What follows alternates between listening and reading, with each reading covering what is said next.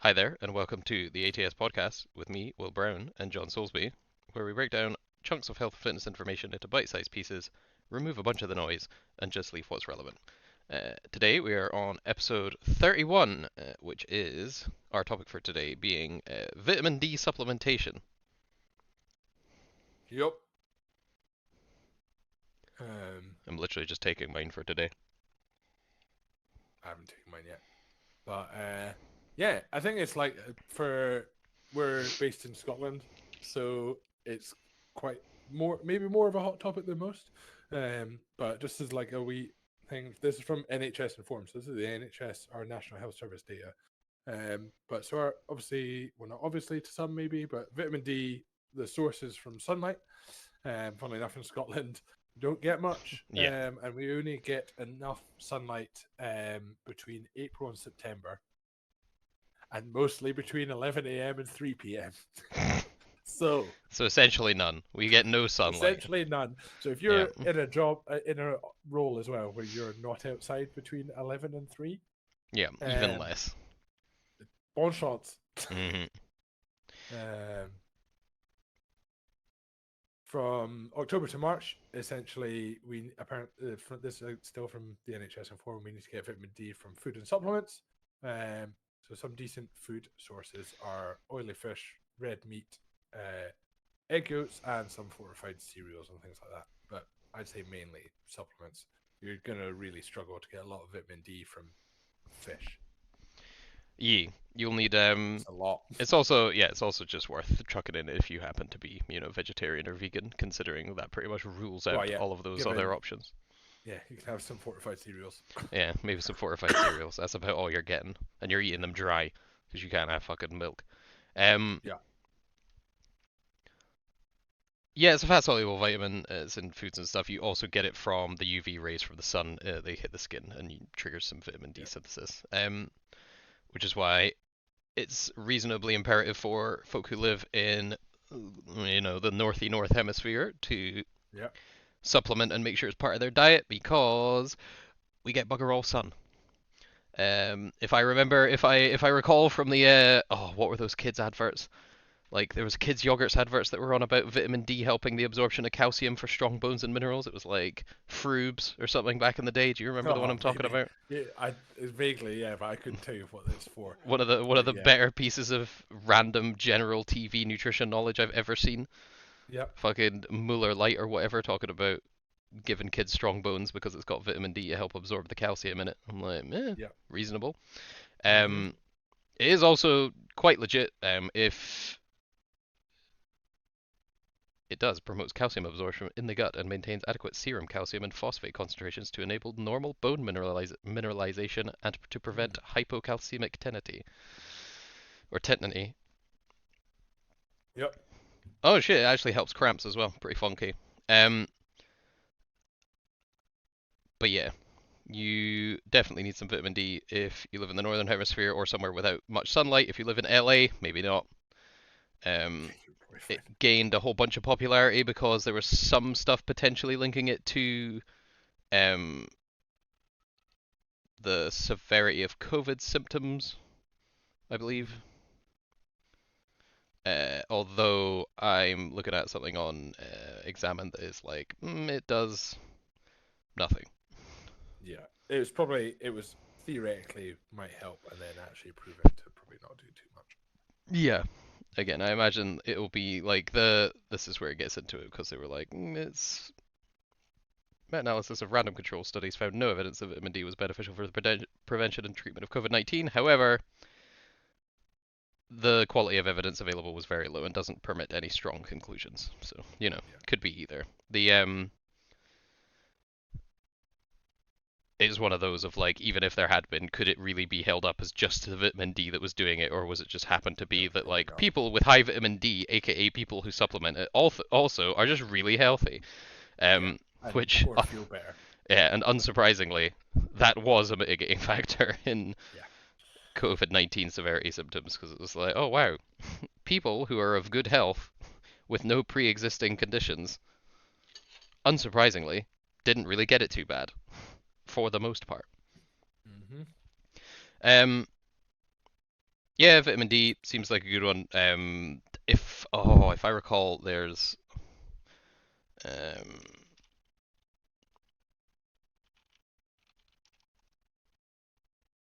the link between is it Alzheimer's?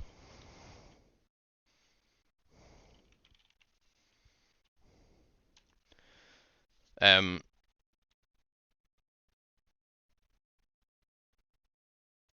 there's something to do with like because I remember looking into it when there was a bunch of concussion stuff coming out with the NFL, Hmm. because there are certain again sneaky things that kind of help like your brain recover from stuff as well as cope with some other things. There's like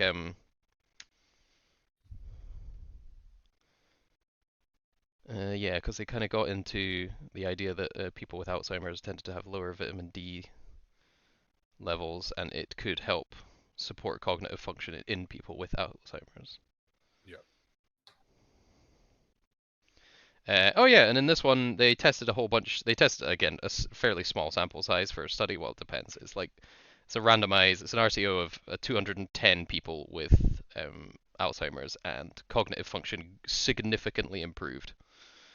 There's quite a lot of people, and like especially I think coming from the fitness industry, where most studies are like 14. That's true. Yeah, like I'm not gonna But pick holes, but you always want to try. Like obviously the best thing would be like amazing cross-cultural oh, data over yeah, loads of a stuff. thousand. But yeah, I remember seeing that because I thought that was where they were linking it. That was one of the main reasons they were linking it to vitamin D as well, because as well as the study sites that they found that there were lower vitamin D levels in people with Alzheimer's. Like Mm-hmm. culturally, the like cases of dementia and Alzheimer's is just way higher in folk that lived in these kind of like funky dark northern places, like all of the All like right. Scandi Yeah. places like here and stuff like that. And I thought it was quite interesting because again, like creatine, it's just a sneaky one that you kind of don't really think about, and it's like Yeah. it'd be really fucking cool if that could have some like significant impact and like really help a lot of people. Yep. Um, Sorry. Also, Oh yeah. generally as well, it's seasonal depression or it's seasonal affective disorder, or aptly named SAD Yeah. by the NHS. Um, Vitamin D has been kind of shown to be one of the causes of that Mm. specifically. And again, that's in Scotland. That's probably more relevant than Spain. Um, but vitamin D supplementation can really help with that. I think as well, like one of the key ones is so far there's not really any negative side effects to vitamin D supplementation as well. It is a fat soluble vitamin, so you technically can overdo it. Like you can Yeah, get is it to, vitaminosis? yeah, but I think as long as you stay within recommended guidelines for vitamin D subs, it, it's a bit like anything. If you absolutely smash half the bottle, then yeah, I'm that just could be laughing devastating. at a lot of these like yeah, a lot of these like international unit recommendations for people. Like like let's go with the male and female recommendations for people between 19 and 50 is like 600 international units a day for like the recommended daily allowance for supplemental Uh huh. vitamin. I'm literally Yep. looking at my Vit D3 supplement in my hand, and there's a 2500 I use per Right. capsule. So you're like, yeah. Also, obviously, I say obviously, it may not be obvious.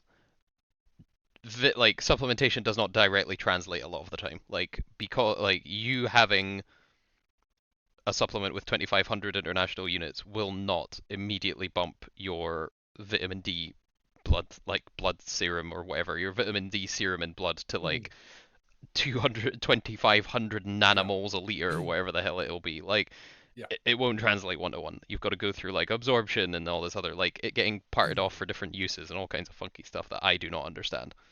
Yeah. Um, but yeah, I think in general rule of thumb, it's really good to supplement almost anywhere because most people work 9 to 5 as an example. So Yep. that's most of the sunlight hours gone, even in sunnier countries. Um, there's little to no side effects if you follow sensible like dosages. Tell you what Uh, though, Cod liver oil. I know that was a meme for. I say a meme. That was a meme before memes were a thing. Yeah. It's actually, because I'm looking at, I found a table of content, like IU content in different foods. Hmm. It's pretty. The cod liver oil is not messing about. Like 1 tablespoon of that is 1350 IU's. It's like that's like God. less. Yeah, that's about half my little tablet. Yeah. Although it is a tablespoon of cod liver oil though.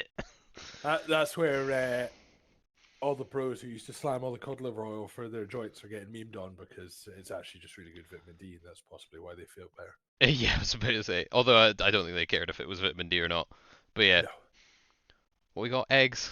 Eggs. What are the top three? Top three are cod liver oil with 1360 IU's. Trout, 3 ounces, cooked ounces of trout is 645. And salmon, that's just another fish. Oh, mushrooms. So How mushrooms that much have bloody mushrooms do you have to eat though? for half a cup of white mushroom. So that's what 125 Not grams, bad. if I Yeah. remember my Americanism. Is But 366 IU's. It's not yeah, bad for food. 125 mils, so whatever that is in grams for mushrooms. Well, if it's water, 1 to 1. But mushrooms are not water. That's true. The But yes, essentially that half a cup. That's pretty good. weirdly, it says exposed to UV light, i.e., like grown outside, which is kind of funky. So So that the would be, mushrooms have to be. I believe so, yeah. But then mushrooms grow Mushrooms in the don't. dark. I was about to say mushrooms don't always grow outside, but they do. Some of them grow, like morels and stuff, will grow outside. Yeah. The the most middle class sentence ever.